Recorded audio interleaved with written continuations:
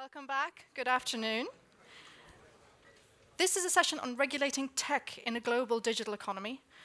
And I have Vodafone with us, Joakim Reiter, the Executive Committee Member and Chief External and Corporate Affairs Officer. Thank you for joining us. Thanks a lot. You have a lot of news for us. We saw with interest that you announced a deal yesterday.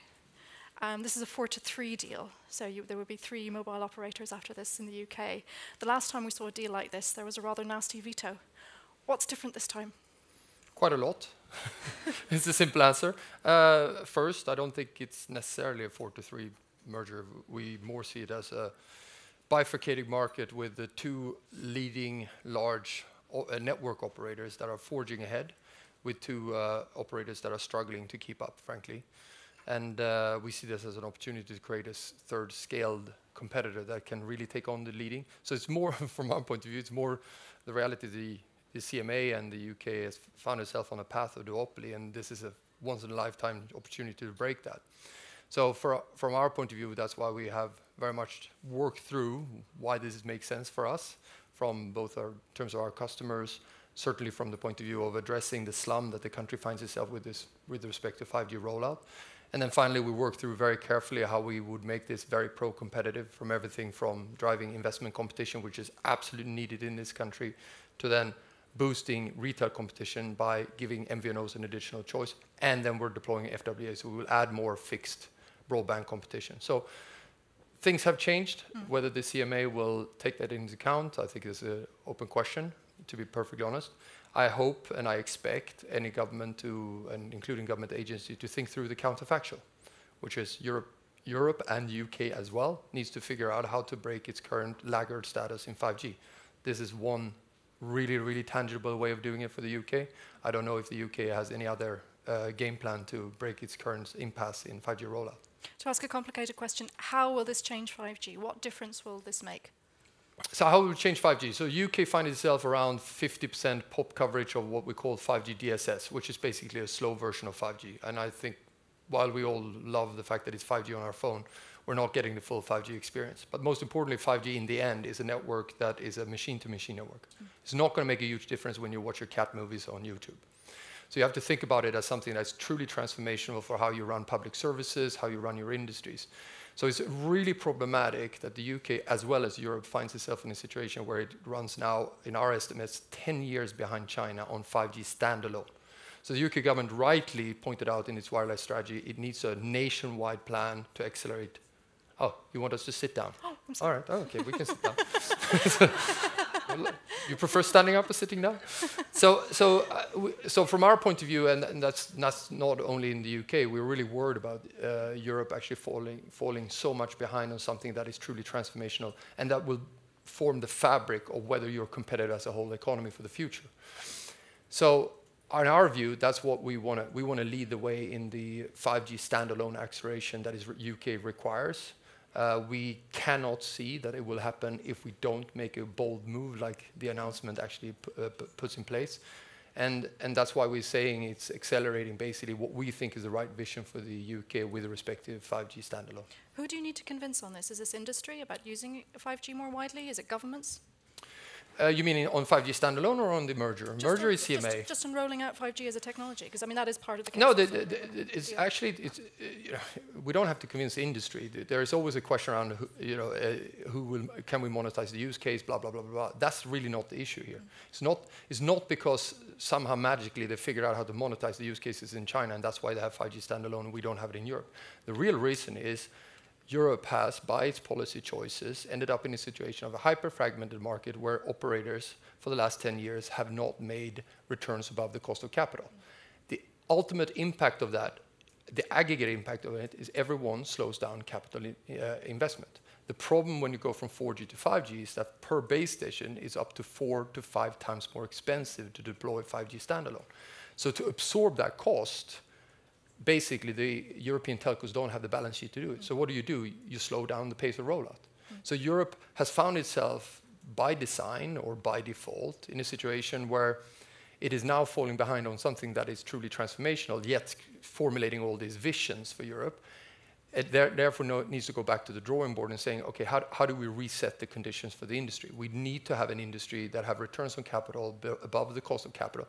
Otherwise, they will continue to invest less than what is required from the point of view of prosperity and competitiveness in the future. There's a lot of changes in telecoms world. I mean, one of them is what kind of network equipment we use, and there's been a lot of concern about Huawei. Could you tell us what Vodafone's view on that has been? Yeah, I mean, when this discussion started, and it's not really about Huawei, what it's ultimately about is what the EU correctly coined the 5G security toolbox of 5G security.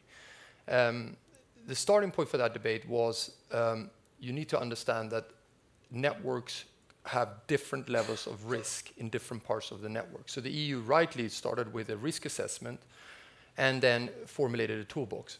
From a Vodafone perspective, we've been very supportive of that. The reason being is because we were domiciled in the UK, and the UK government, and including its intelligence service, is incredibly sophisticated in understanding and managing risk. We as a company, for all our jurisdictions, including in Africa, had run requirements on security far exceeding anything that governments have instructed us to do.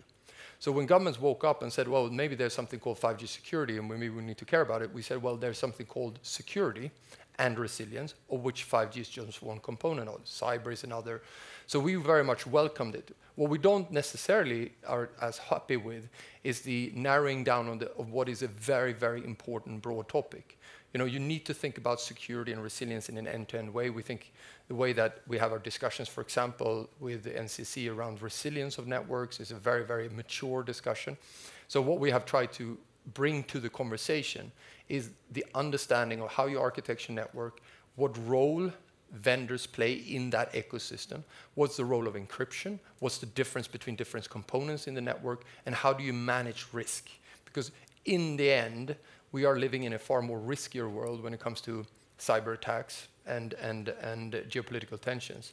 And we need to be very clear-eyed around how we manage those risks and doing it in a way that also doesn't have detrimental impact on the functioning of an essential technology for our entire economy. So just think about it. COVID, everyone realized that connectivity was essential for the functioning of society. Well, yeah, that's true. Now, if you want to re-engineer our networks, which some seem to suggest, you need to really work through the consequences so the end result is not that you slow down the pace of 5G or that, for the matter, that you do symbolic gestures that has no meaningful impact on the level of security in Europe. So what do you say to governments when they suggest that they'd like this network equipment to disappear? Do you ask for compensation? Do you ask for a roadmap that it happens slowly and be phased out? Because it comes with consequence, whatever security stance you want to take as a government comes with very tangible consequences. What we're mostly saying to government, can you please sit down with us? You need to actually work through how do you mitigate the impacts. You need to have a plan. You need to align your economic policies behind the security stance you've chosen to take. It's your sovereign choice, but you need to do your own homework, and we're happy to help you with the homework. But that concretely means things like we had the discussion in the UK, timelines are absolutely essential. The faster you want to do it, the more disruptive it will be, the more impact it has on customers, but also the more costly it will be. So timelines is important, thinking around the life cycle management of our networks. Second thing is important is, what's the scope of this? Is it everything? Is this the most sensitive parts? Where do you draw the line? And is that reflected in the international standards we have around network architecture and how we run networks? Third thing you need to work through is on your economic policies. This comes as an enormous cost. So how do you absorb that cost so it doesn't have other unintended consequences like slowing down 5G? That could be, for example, prolongation of spectrum, reduction of spectrum fees, so that companies are able to absorb and allocate a capital to what is basically otherwise an expense without an upside. And then finally, you need to realize that the whole vendor space has collapsed. You can argue about a Huawei problem, but you have a broader problem. There is no vendor choice. And from a resilience point of view, that's super important. You can simply not have multi-vendor strategy, which are super important from a resilience point of view, if you're left with two. So that's why Vodafone, together with the UK government, together with the US government, have invested heavily in Open RAN. And because we need to drive optionality to create much more of a diverse ecosystem so as to allow us the options of de-risking, if you can call it like that, which currently where we have said to European governments, we have been surprised that they're not leaning into that issue, considering that that's a natural consequence of whatever you want to go in terms of what's so-called high-risk vendors. So it's not a magic wand, it's not one thing. Actually, you have to work through the consequences because it is so significant. To ask a question that we'd like to ask everybody these days, how is AI changing you? How is it changing Vodafone? So we've been at it for some time. If you take the most recent hype around generative AI, it provides an enormous opportunity for us as a company. And I know there's a lot of focus on sort of the customer interface, and admittedly, this is an area that is moving so fast that it makes a lot of sense to create guardrails around it, which is ultimately the role of governments.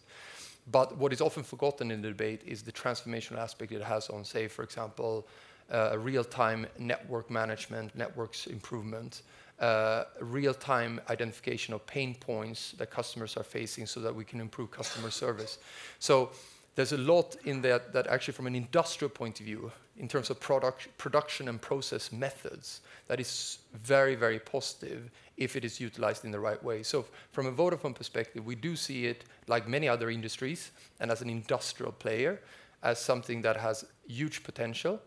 When it comes to certain applications, it's right for states to be cautious and to work with industry to set those guardrails, and we would support that. So customer service would be better or worse if we have an AI at the end of the line? Well, I hope it will be better. I mean, it is no secret that telecom companies have not been particularly good at customer service, and that's one of our obsessions, frankly, going forward. And just you and I discussed that, but I'll give you that example. We get millions of phone calls with angry customers as Vodafone. And what generative AI would allow us to do is in real time filter through to get absolute crisp around what is the most peak pain point right now and address it immediately. So this idea that you build long IT transformation programs to address your legacy, while very important, you need to address customer pain points immediately. And utilizing tools like AI is very, very important in that journey. Thank you very much. We're going to move to another panel in a couple of minutes, so please stay with us, and we'll stay with the subject of 5G and connectivity. Thank you very much, Joakim. Thanks a lot.